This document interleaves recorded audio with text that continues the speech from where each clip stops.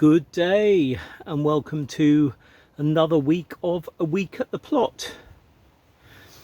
Last week, you may remember, I put down some seed that we just harvested, lettuce seed, and I think it's fair to say that the seed is all pretty viable. Look at all the seedlings coming up.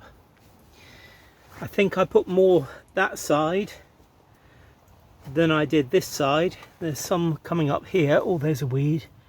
There's some coming up there. But yeah, maybe I'll transplant some into this area. Mind you, there are some coming up. So yeah, clearly we have nicely viable lettuce seed from that lettuce that we harvested the head of last week. The rest of the seed is still in the cotton bag, and some of you eagle-eyed viewers noticed there was also a caterpillar in the bag, and I came down the next day and checked, and sure enough there were two, so I obviously released them. But yeah, lettuce, yay, fantastic. One thing we do have loads of this year, not sure if you can see there, little grasshopper, look, boop, jumped up into there, look, can you see him? Oh, he's jumped over there. Yeah, lots of grasshoppers this year. I mean, when you move along, they jump out your way, which is really good. And much tidying of this bed to do. Vivi wouldn't be very happy with me not deadheading these calendula, but that's a job I'll get on with. Not today. This is where we sowed the additional carrot seeds last week. Autumn King again and Luna White. No germination as yet. Germination of a few weeds, and I think that's feverfew there and there. There's quite a bit of feverfew. The ones that did germinate are growing pretty nicely. That's, come down here, not sure if you can see, but that's about 3 inches. Oh, you can't see, can you? There we are. About 3 inches high. We've only got 1, 2, 3, 4, 5 left out of, what do we have, 9 or 11? So clearly something is finding them quite tasty at the moment. But I have to say they do look pretty tasty. Yeah, not that you can see them that clearly, but yeah, they do look pretty tasty.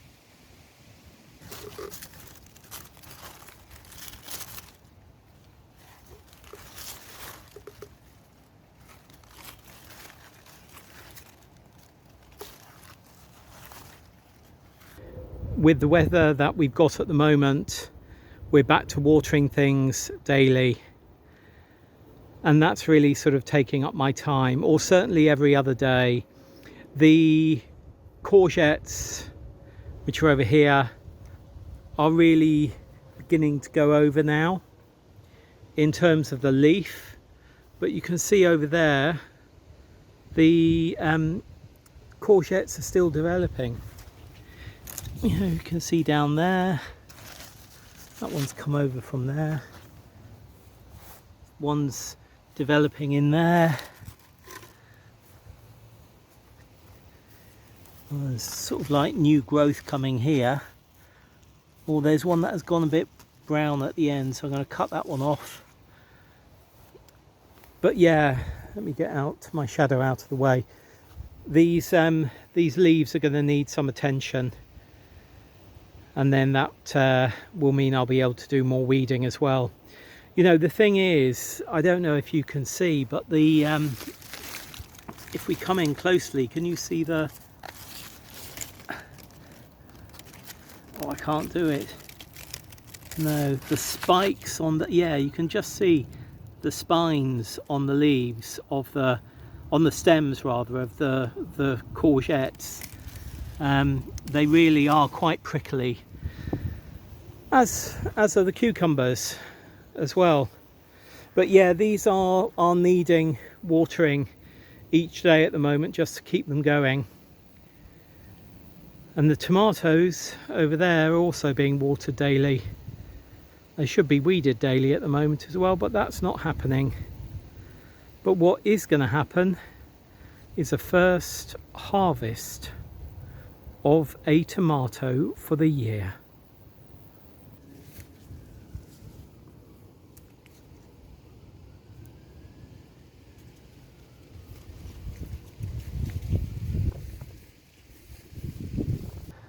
So these are our Golden Gate French beans, a flat French bean, usually absolutely delicious as a pod, though for some reason these have been quite bitter as a pod this year. Yet the beans inside taste fabulous. So basically what we're doing is we're harvesting most of these beans demi-sec, so we're harvesting the bean inside and then the pod is going into the compost. And with the light as it's landing on these now, you can clearly see those two in the middle, particularly the one on the left, how the beans are forming inside.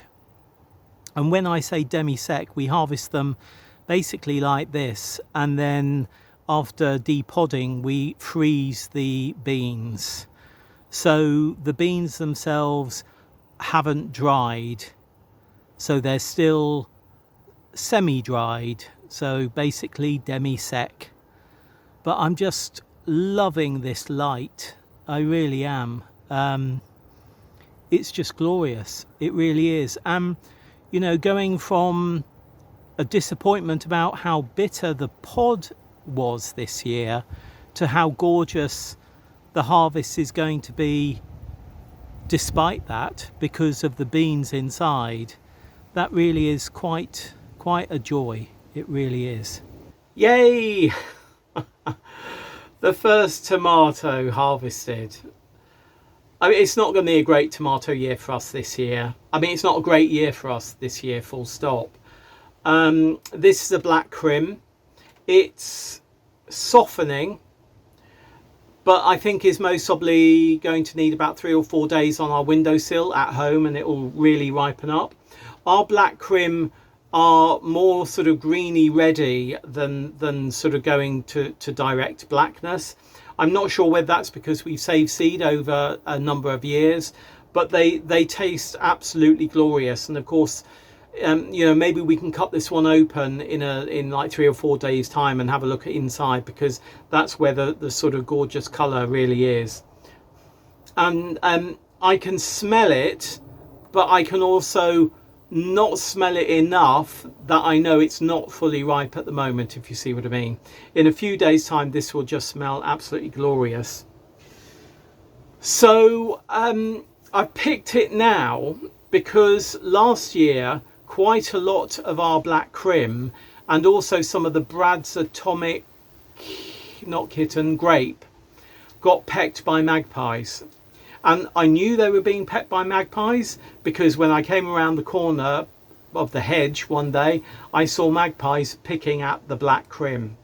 So, you know, I don't want our tomato harvest as it's going to be this year, which is going to be pretty small, to be pecked by birds this year. So I'd rather harvest early and ripen at home than come around the corner tomorrow to find these a bit, you know, that one's been pecked. The rest, well, one is most probably a few days off being picked, but all the other tomatoes are still sort of quite green at the moment. So, you know, fingers crossed. At least we don't have major blight warnings at the moment, which is a good thing. So yeah, and the thing about magpies pecking things like tomatoes is I don't want to eat the tomato after they have been pecked by birds. You know, we still have bird flu in the UK at the moment, and because this allotment borders the River Brent, and the Grand Union Canal is 150 meters away that way.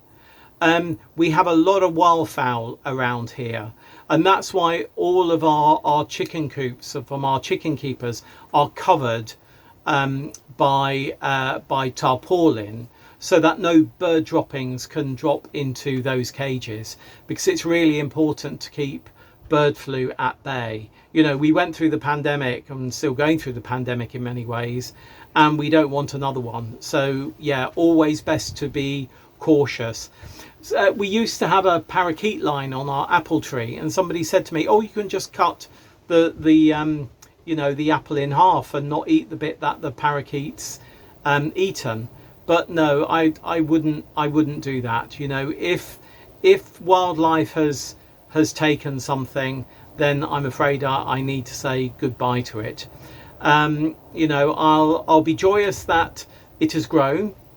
I'll be really okay with the fact that it's been eaten by some wildlife, and I'll be disappointed but content that it will be going into compost or compost bin to make compost a further year. So yeah, there we are. And talking about the Golden Gate beans, I picked one here. If I just open it up, opening it, and I'm sort of running my fingers down. It's a bit tough because it's sort of, oh no, I'm going to lose them. I've dropped one on the floor already. Let me just open them. I should have opened, this should be sort of like a Blue Peter, you know, one I've done previously. Almost there, almost there. There's one on the floor. But look, so we've got 6, 1, 2, 3, 7, 8 beans. One on the floor, and these 7. And as I say, you can most probably see these are still sort of like a pale green. They haven't dried. If these Golden Gate went dry, they'd be about most probably 2/3, half to 2/3 this size, and white. So these are still green. So I'm just going to freeze these. I'm going to put them in my pocket. Freeze the seeds, and then the pod can go into our compost. I'll just cut it up a bit to make it a bit smaller. So yeah, you know, even though the Golden Gate this year aren't enjoyable to eat as a podded bean, they're certainly rather lovely to have demi-sec to just take out of the freezer and put into soups and stews. Because they're not fully dried, they don't need reconstituting. So you can literally freeze them, take a handful out and put it into soups, stews, you know, like a vegetable moussaka or vegetable lasagna, you know, so really, really useful. So even though we haven't had them one way this year, we're going to be having them another way. Right, I hope those carrots do germinate. I hope they do. But tomorrow I need to sort of bend my mind to the beds and where brassicas that we've got are going to be going.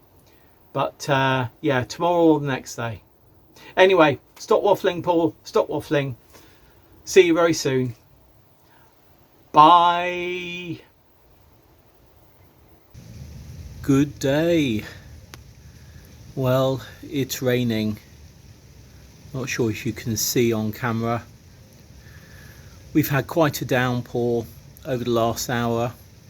It's about 7:30 in the morning, something like that. And it's sort of pretty constant rain. You can mostly be seeing that puddle down there on our flat roof, that yeah, the splashes from the rain. I mean, the good thing about this is that I won't have to water today. Don't know what it is, I just haven't kept up fully with what the weather's been doing this year. Other things going on in my head, of course, but I just didn't expect this. He did say we might get rain and thunderstorms, Richard said, but yeah, not on my radar. Anyway, even though it's raining and this is going to help everything outside, I didn't get to the plot yesterday, which was Wednesday, so I'm going to need to get to the plot at some point today because the polytunnel will need watering, and all those lettuce seedlings that are hopefully growing well. Right, see you later. Obviously at the plot now, I've just watered. These lettuce here are really germinating well. I think this one is even taking on some colour. I think that one is one that had already germinated from seed that had dropped off. But yeah, this side definitely germinated better than that side, or maybe I didn't sow this side as well. Anyway, that's looking good. I may transplant. I mean, I'm going to need to thin some of these anyway, so I may prick them out and put them into modules. What I'm also happy about, I've just watered these. These are the golden turnip seeds that we sowed last week, and as you can see, they've come up. In fact, I've got a bucket here which is shading them a bit, I think, so I'm going to move that bucket out of the way. Nothing left, nothing yet in the Mizuna at the back there, nor in the lettuce pot here. That was the sort of paper tab seed tape that I put in, our own seed tape. But yeah, happy to see that the turnips are germinating, and you can see I've turned, they're sort of going that way because when I came in they were coming this way, bending towards the light, so I've turned this module tray around. Let's have a look at more brassicas. In our grow house with the mesh top, we've got these Nero di Toscana crossed with Portuguese cabbage seedlings, which are doing really well. Self-seeded lettuce there, which are doing really well. And these swede, which I sowed into modules. I'm not sure how they will transplant, but I think they're going to need to be transplanted pretty soon. If I lift it up, how are the roots?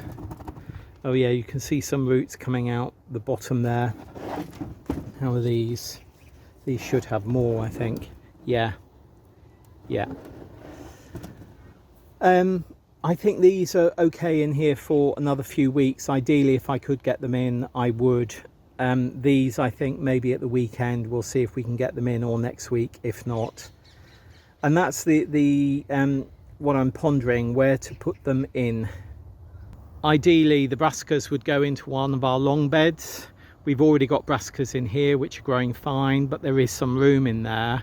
But, you know, we've got tomatoes in here, so I don't want to hook those out because they're beginning to produce, and you can see down here beginning to colour up a few of them.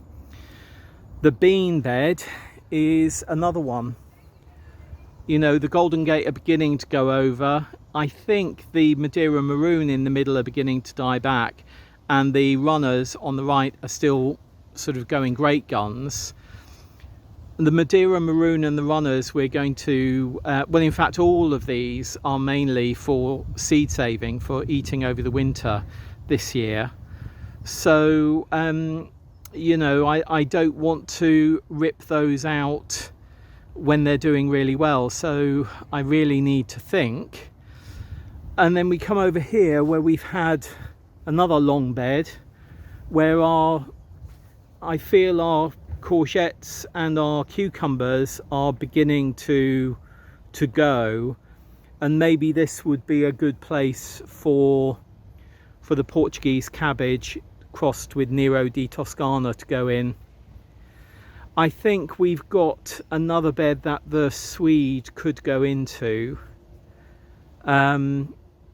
Yeah, I mean, of course, you know, we don't want this to happen, but if the tomatoes were to get blight, then of course they would come out straight away and be replanted. The whole bed would be replanted and that would be perfect. But of course we don't want blight, do we? No, we don't. So there is my quandary. Where do those brassicas go? The Swede and the cross of Nero di Toscana and Portuguese cabbage. I mean, you know, I wish all quandaries were so easy to sort out, and you know, we will find beds here, so it's not really an issue. But I would ideally like them all in one line, all in sort of long beds, so that they can be easily covered with our netting. Mainly for the winter, to keep pigeons off. You know, that's why we net over winter. It's not due to the cabbage white butterfly, it's down to pigeons who go, yummy, brassica tops, love them, they make a very tasty winter yum yum, you know. So yeah, there we are. I will ponder it. There were quite a few cabbage whites out there at the moment actually, but they don't seem to like the Portuguese cabbage generally. Right, I'm going to leave it there for this Thursday segment of this week's A Week at the Plot. If you have any questions, please put them down below. Any comments as well, please put them down below. And I will see you in a few days' time on YouTube with another couple of segments, or segment or two, of A Week at the Plot for this week. And if you're on Planet Vegetaria, I'll see you for segments as we go through this week and future weeks. Hope your growing and gardening and allotmenteering is going well. Happy growing. Bye.